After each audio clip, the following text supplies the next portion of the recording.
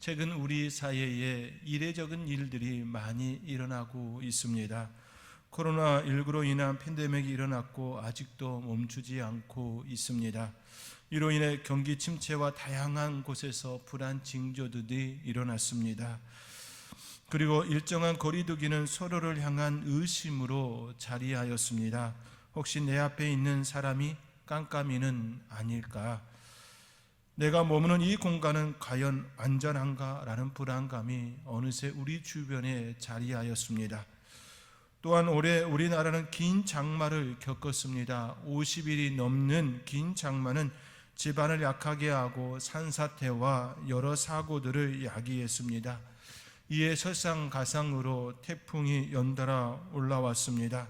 그리고 또 하나의 태풍이 동해안을 향하여 올라오고 있습니다. 가을 태풍은 거의 흔치 않은 일입니다. 지금까지 보편적으로 일어나지 않았던 일입니다.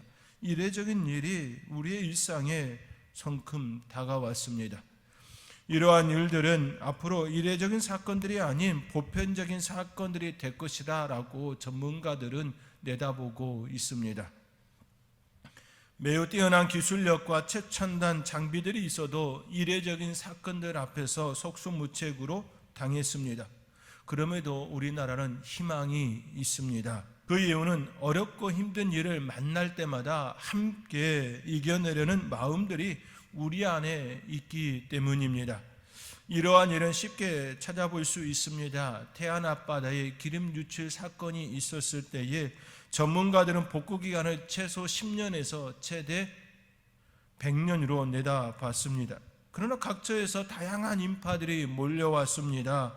손에 장갑을 끼고 기름을 부직포로 닦아내고 열심히 또 청소하고 또 닦아내었습니다. 그리하여 아주 맑고 청정한 해변을 그 생태계를 복원시켰습니다.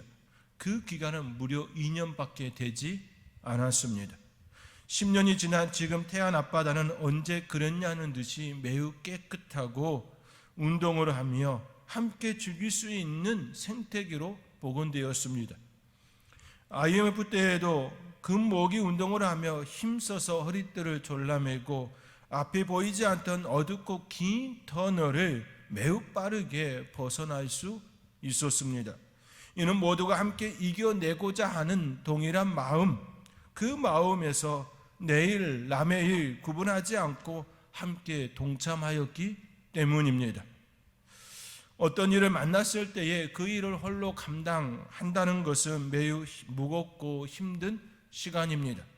그러나 함께하는 이가 있다고 한다면 그 일은 해볼 만한 일이 될 것입니다. 속담에도 백지장도 맞들면 낫다는 말이 있듯이 아무리 가벼운 일이라 할지라도 함께 붙들고 함께 나누면 그 일은 수월하게 이뤄낼 수 있습니다. 이러한 모습을 갖춘 공동체를 건강한 공동체라고 말하지요. 어떤 일이 일어났을 때에 일사불란하게 움직이고 수습할 수 있는 공동체는 미래가 밝은 공동체라고 우리는 말할 수 있습니다. 반면에 어떤 일이 일어났을 때에 남의 일 쳐다보듯이 방관하고 있다면 그 공동체는 건강하지도 밝지도 않을 것입니다. 그렇기에 공동체가 건강하기 위하여서는 건전한 문화가 있어야 하고 또한 그렇게 움직일 수 있는 구조가 있어야 합니다. 그렇게 생각할 때에 출애굽한 이스라엘 그 공동체는 건강하지도 또한 밝지도 않았습니다. 그들은 오랜 세월 이집트 통치 아래에서 스스로 자신을 제어하고 앞으로 나아갈 비전도 공유하지 못했습니다. 야곱과 요셉으로 시작된 이집트 생활은 이집트 내에서 가족 공동체에서 민족 공동체로 성장할 수 있었지만 그 안에서 질서나 제도가 마련되지 못했습니다. 어쩌면 그들은 이제서야 모세를 통하여 신앙 공동체로서의 틀을 마련하고 있다라고 볼 수 있습니다. 특히 오늘 본문에서 볼 수 있듯이 모세는 아직 이스라엘 공동체를 어떤 제도나 구조를 만들지 못한 모습을 보여줍니다. 이 모습을 본 그의 장인 이드로는 안타깝게 여겼습니다. 오늘 본문 17절, 18절의 말씀입니다. 우리 함께 17절, 18절의 말씀을 함께 읽겠습니다. 모세의 장인이 그에게 이르되 너와 또 너와 함께한 이 백성이 필경 기력이 쇠하리니 이 일이 내게 너무 중함이라 내가 혼자 할 수 없으리라. 모세는 이스라엘 공동체에서 일어나는 크고 작은 일들을 재판하였습니다. 사람이 모이는 곳에는 싫든 좋든지 간에 문제와 갈등이 발생합니다. 이를 중재하는 사람이 반드시 필요합니다. 이스라엘 공동체는 모세를 그들의 지도자로 재판관으로 삼았습니다. 작은 일이든 큰 일이든 모든 것들은 모세에게 엿줍는 형태입니다. 칠흑급한 이스라엘 자수는 남자 장정만 60만이 넘었습니다. 화성시 인구가 83만인 것을 감안하면 얼마나 많은 인원수였는지 우리가 한번 추정해 볼 수 있습니다. 그 많은 인원을 바르게 인도하기 위하여서는 반드시 갖추어야 할 제도와 구조가 필요합니다. 그러나 지금 이스라엘은 아무것도 갖추지 못했습니다. 결국 모세의 장인 이드로가 지적한 것처럼 그들은 시간이 되면 기력이 쇠하여지고 점점 무거운 짐으로 그 공동체가 될 것입니다. 그러므로 구조를 만들고 사람을 세우는 일은 반드시 어느 공동체든지 반드시 거쳐야 할 과제이고 과정입니다. 건강하고 미래가 밝은 공동체가 되기 위하여서는 반드시 그 안에는 제도와 이를 수행할 수 있는 사람이 인력이 필요합니다.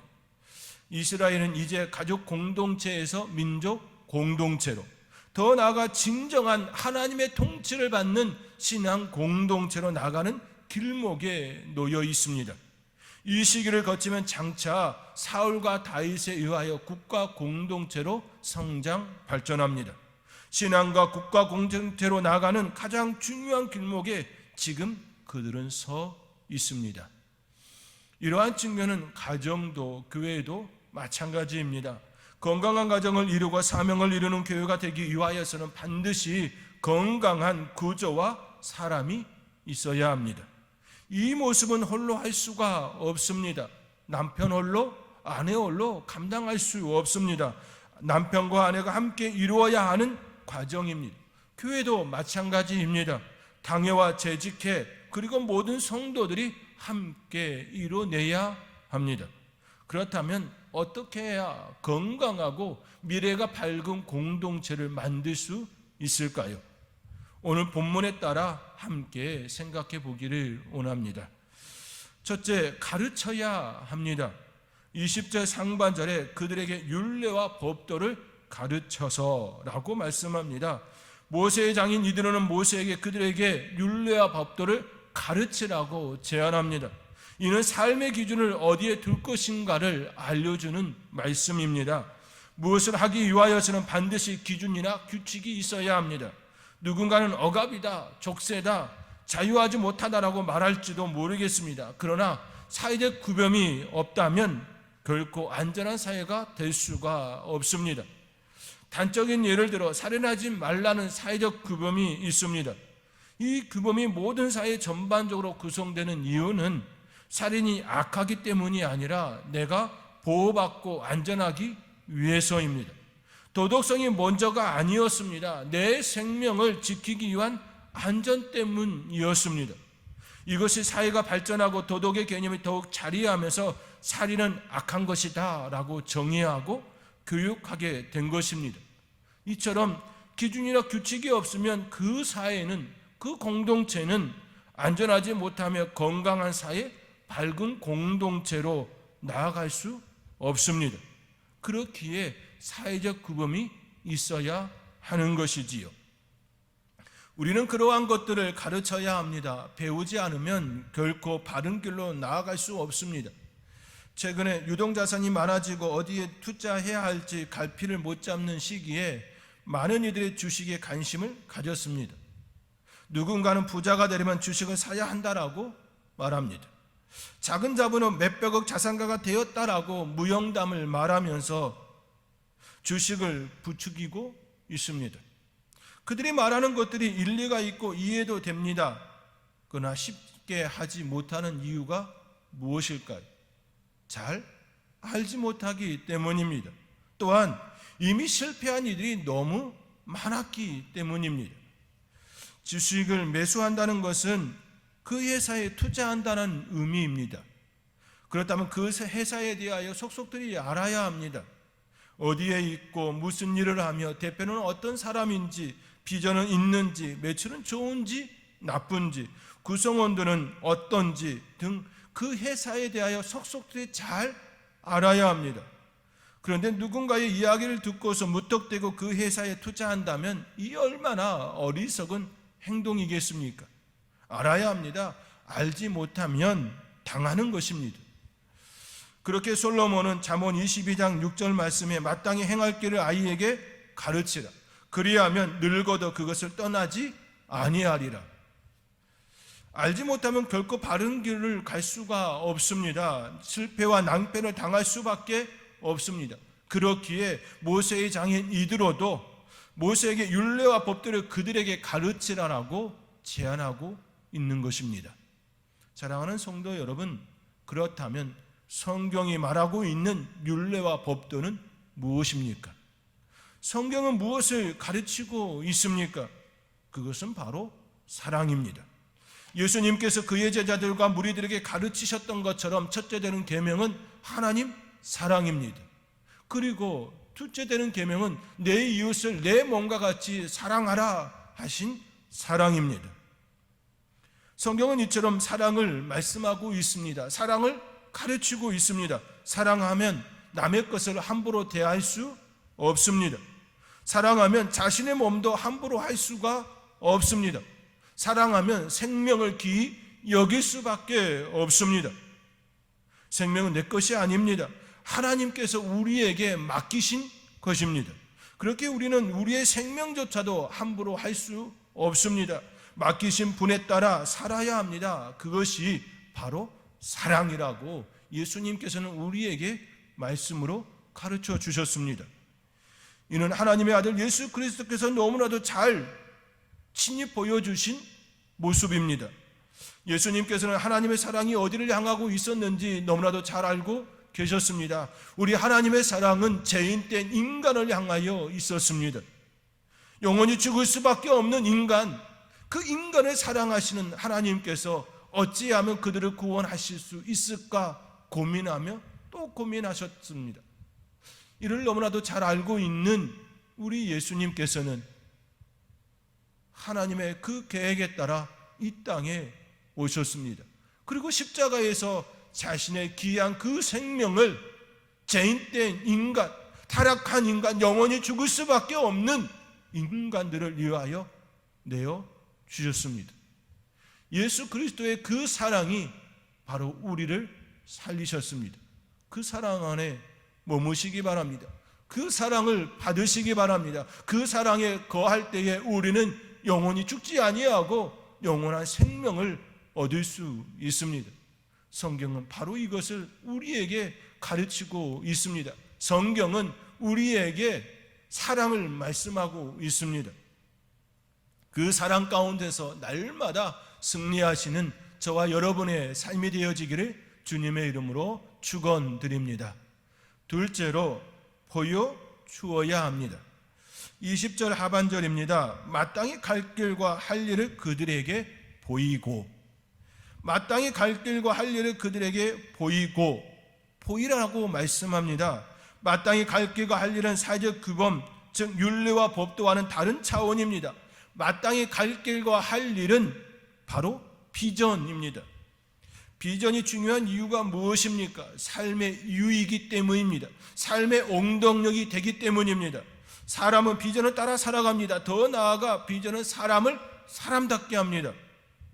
의학자이자 시인이며 수필가이자 평론가로 1800년대를 살았던 홈즈는 비전에 대하여 이렇게 말합니다. 이 세상에서 제일 중요한 것은 내가 어디에 있는가가 아니라 어느 쪽을 향해 가고 있는가를 파악하는 일이다. 그리고 이것이 인간의 지혜이다. 그렇습니다. 비전은 방향을 제시하며 우리가 추구해야 할 삶이 무엇인지 깨닫게 합니다. 그렇게 비전과 욕구는 다른 것입니다. 욕구는 내 안에서 추구하는 것이라면 비전은 나의 밖에서 제시된 것입니다. 욕구는 본능을 따라 가는 길이라면 비전은 사명을 따라 가는 길입니다.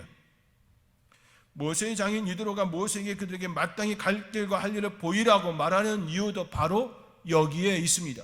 보이라라고 하는 것은 그들 안에서 일어난 욕구가 아니고 밖에서 제시되어야 하기 때문에 보이라라고 말씀하고 있는 것입니다.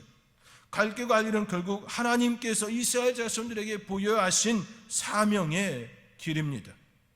그들이 가야 할 길은 어디이며 해야 할 일은 무엇입니까? 그들이 가야 할 길은 젖과 꿀이 흐르는 가나안 땅이고 해야 할 일은 하나님의 사람으로서 수많은 난관을 이기고 하나님의 말씀대로 살아내는 삶입니다. 사랑하는 성도 여러분, 어느 공동체든 비전이 있어야 합니다. 가정도, 교회도, 기업도, 국가도 반드시 비전이 있어야 합니다. 비전이 없다면 그 공동체는 갈 길을 잃은 공동체입니다. 그 공동체는 앞으로 전진할 수 없습니다. 어디로 가야 할지 모르는데 어떻게 나갈 수 있겠습니까? 여러분들은 어떤 비전을 품고 계십니까? 여러분의 가정은 어떤 비전을 품고 나누고 있습니까? 다시 한번 여러분들이 하나님께 받는 비전, 그 받은 비전을 되새길 수 있기를 주님의 이름으로 권면드립니다. 그렇다면 선도교회는 어떤 비전을 가지고 있습니까? 선도교회 비전은 무엇입니까? 바로 선교적 교회입니다. 이는 선도교회만의 비전이 아니라 이 땅의 모든 교회들이 하나님께 받은 비전입니다. 이것은 예수님께서 마지막으로 남기신 지상 명령입니다. 너희는 가서 모든 민족을 제자로 삼아 아버지와 아들과 성령의 이름으로 세례를 베풀고 내가 너희에게 분부한 모든 것을 가르쳐 지키게 하라. 볼지어다 내가 세상 끝날까지 너희와 항상 함께 있으리라. 또한 이 비전은 예수님께서 승천하시기 전에 주신 명령입니다. 오직 성령이 너희에게 임하시면 너희가 권능을 받고 예루살렘과 온 유대와 사마리아와 땅끝까지 이르러 내 증인이 되리라 하시니라. 이 말씀을 마치시고 그들이 보는데 올려져 가시니 구름이 그를 가리어 보이지 않게 하더라. 예수님께서 부활하시고 마지막으로 그들에게 명령하신 그 명령은 선교적 교회였습니다. 또한 승천하시기 전에 마지막으로 부탁하신 말씀 또한 선교적 교회였습니다.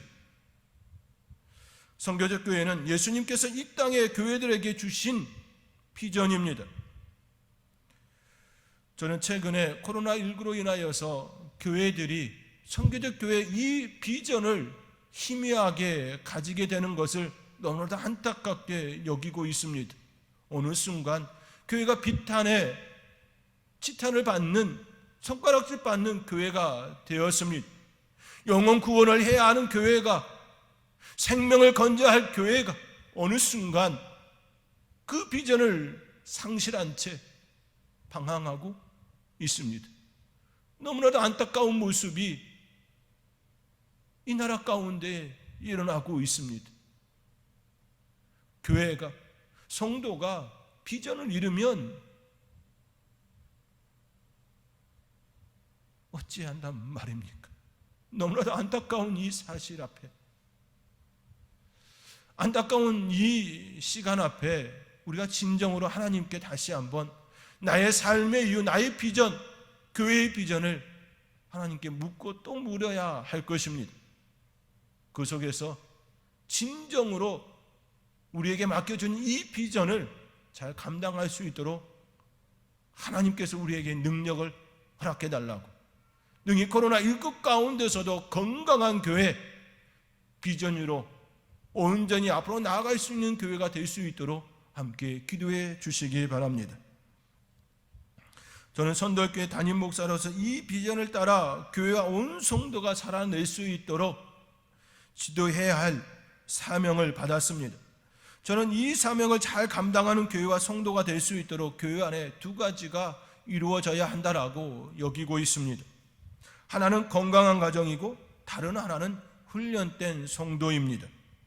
교회는 성도들의 모임입니다. 그런데 성도들의 가정이 건강하지 않다면, 과연 훈련되지 않았다면 과연 교회가 건강하게 비전을 가질 수 있을까요? 건강하게 비전을 나누고 수행할 수 있을까요? 결코 수행할 수 없을 겁니다. 그렇게 건강한 가정을 이루어야 합니다. 또한 성도 한 사람 한 사람이 훈련되어야 합니다. 함께 있으면 시너지가 발산되는 공동체, 홀로 떨어져 있어도 충분히 자신에게 맡겨진 사명을 감당할 수 있는 공동체 구성원이 되어야 합니다. 사랑하는 성도 여러분, 함께 건강한 가정, 훈련된 성도 한 사람이 될 수 있도록 교회에서 여러 가지로 여러분에게 다가갈 때에 함께 동참해 주시기 바랍니다.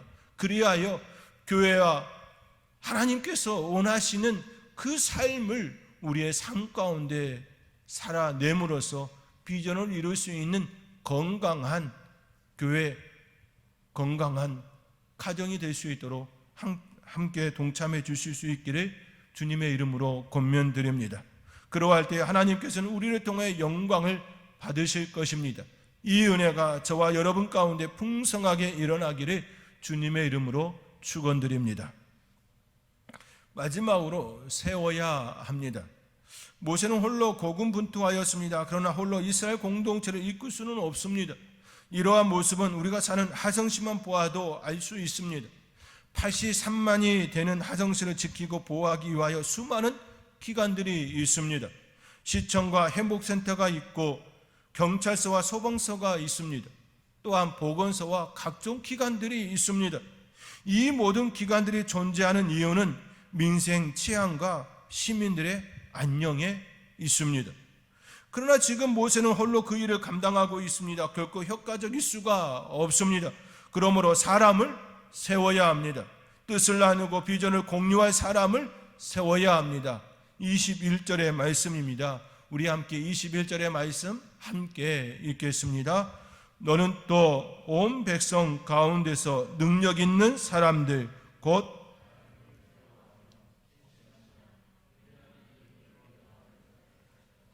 백성 위에 세워 천부장과 백부장과 50부장과 10부장을 삼아. 이처럼 이들은 모세에게 천부장, 백부장, 50부장, 10부장을 세우라고 제안합니다. 효과적이고 효율적으로 일을 처리하기 위하여서는 반드시 사람을 세워야 합니다. 그 사람들은 본문에서 말씀하시는 것처럼 능력 있는 사람을 세워야 합니다. 그 능력은 오늘 본문 세 가지로 설명하고 있습니다. 첫째는 하나님을 두려워하는 자입니다. 하나님을 두려워한다는 것은 하나님을 공포의 대상으로 삼는다는 것이 아닙니다.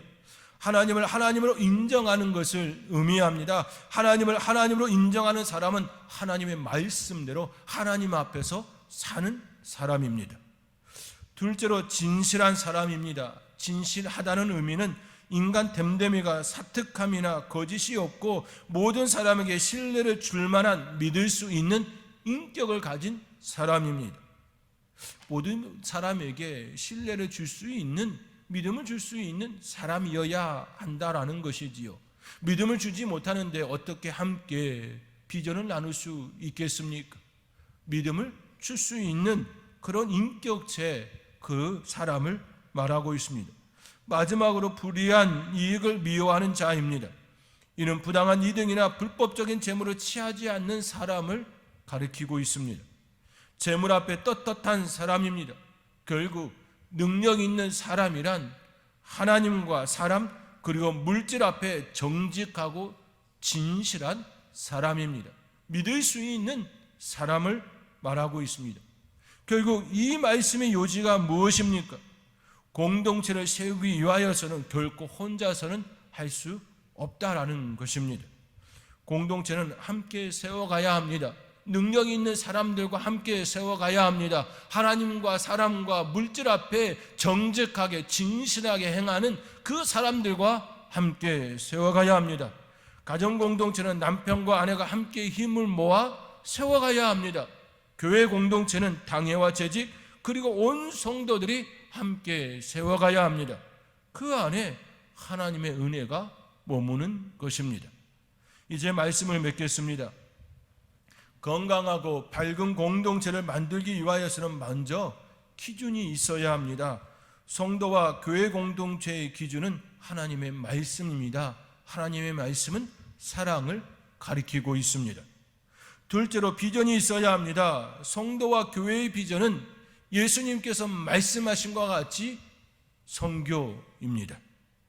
마지막으로 함께 세워야 합니다. 공동체는 홀로 세울 수 없습니다. 서로 함께 할 때에 아름답게 앞으로 나아갈 수 있습니다. 이러한 은혜가 저와 여러분 가운데, 그리고 가정과 여러분들이 머무는 그곳에 있기를 주님의 이름으로 축원드립니다. 기도하겠습니다. 사랑의 하나님, 아름다운 공동체, 비전을 함께 공유하며 건강하고 밝은 공동체를 이루기를 원합니다. 우리의 가정이, 우리의 교회가, 우리가 머무는 그곳이 아름다운 건강한 공동체이기를 원합니다. 이를 위하여 말씀에서 가르치고 있는 기준을 따라, 비전을 따라 함께 세울 수 있기를 원합니다. 하나님, 우리에게 은혜를 허락하여 주셔서 이 세 가지의 모습이 온전히 각 가정마다 또 교회에, 우리가 머무는 공동체에 있게 하여 주시옵소서. 이 모든 것 감사하고 예수님의 이름으로 기도하옵나이다. 아멘.